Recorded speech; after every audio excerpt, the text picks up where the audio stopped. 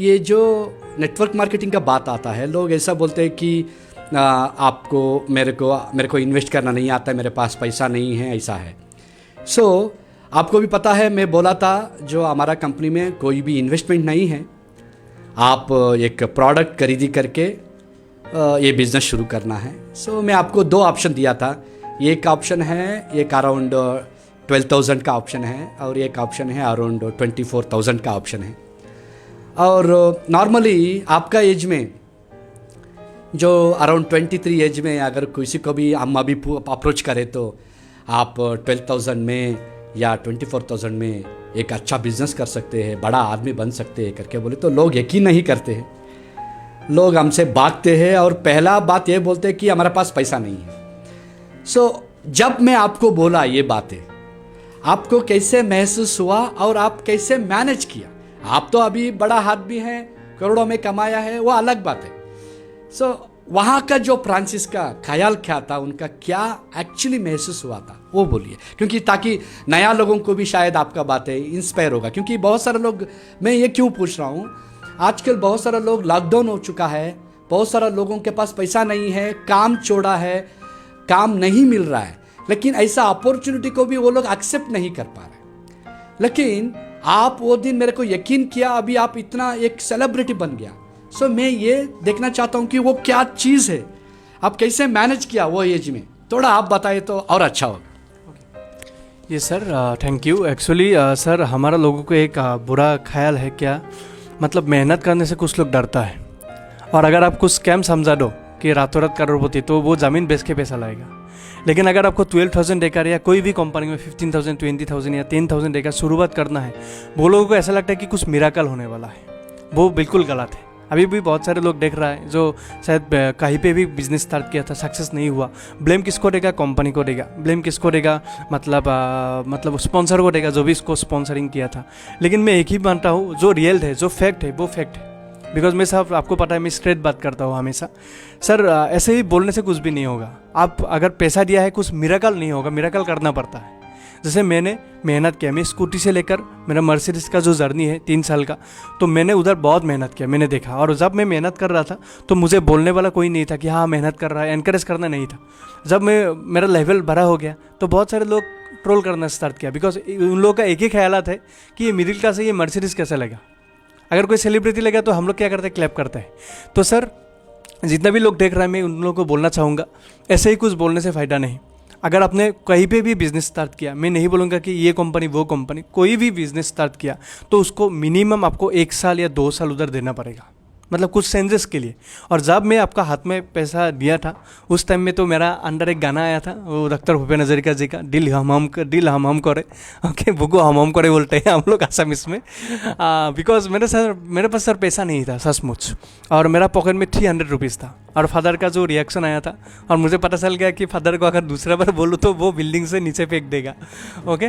तो मैंने ये जो पैसा, ये जो मैंने अरेंज किया था सर, मैंने कुछ चीज़ सोचा, खुद के साथ बैठा, मैंने पहला देखा, पहला ऑप्शन गवर्नमेंट जॉब।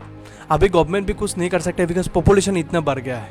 अभी जो डेथ है इधर लगभग आपको 40 करोड़ से ज़्यादा, ओके, मतलब ज़्यादा लोगों का मतलब पॉपुलेशन इंक्रीज हो रहा है चाइना में, और इंडिया भी कहीं ना कहीं मतलब बीट करने वाला है, ओके। तो इसका मतलब पॉपुलेशन इतना है, गवर्नमेंट भी कुछ नहीं कर सकता है। इसलिए गवर्नमेंट ने क्या किया, 2016 में direct selling MLM network and marketing को लीगलाइज किया, ओके। तो मैंने देखा गवर्नमेंट जॉब से कुछ नहीं होगा, मतलब वो मैं ऐसा नहीं बोल सकता कि गारंटी है, उधर कुछ भी नहीं है। तो सेकंड देखा बिजनेस। आजकल सर बहुत सारे लोगों को मैंने देखा MBA किया, बहुत बड़ा क्वालिफिकेशन लेने के बाद भी नौकरी कुछ करता है, पढ़ाई कुछ करता है।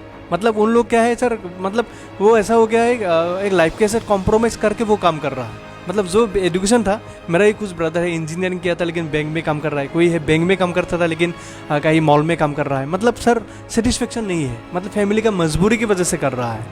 तो थर्ड ऑप्शन है ये network and marketing middle class लोगों के लिए।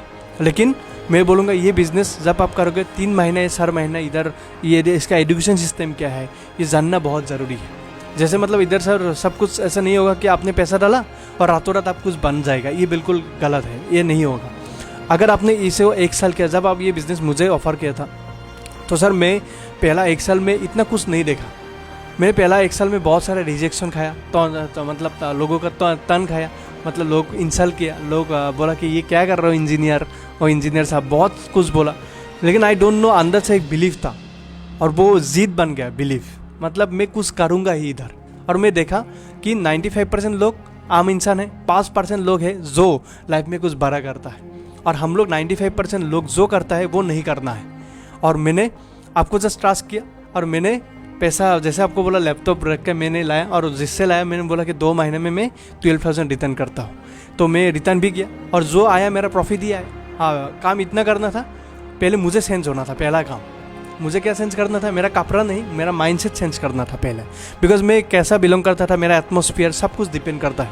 मेरा फ्रेंड सर्कल कैसा है, मैं थोड़ा थोड़ा लोगों के साथ दूर रहना शुरू किया और सिस्टम के साथ थोड़ा क्लोज हुआ कि ये सिस्टम क्या करेगा।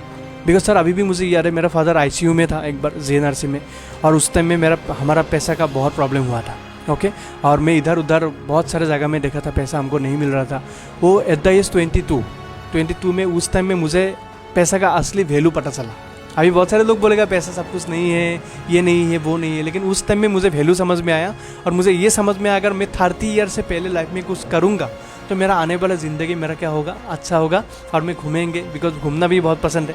बिकॉज आपने जब मुझे प्लान दिखाया था, वो जब थाईलैंड आपने बोला था, मैं मेरा कुर्सी थोड़ा आगे लेकर आया था, बिकॉज आपको पता है हम लोग यंगस्टर है, थाईलैंड बहुत अच्छा लगता है। उसके बाद जब मलेशिया बोला और कुर्सी आगे आया मेरा, उसके बाद दुबई, जब ऑस्ट्रेलिया आपने बोला, उसके बाद मैं खुद को रोक नहीं पाया, ये मैं करूँगा ही सर, बिकॉज वो मेरा हॉबी है ट्रैवलिंग।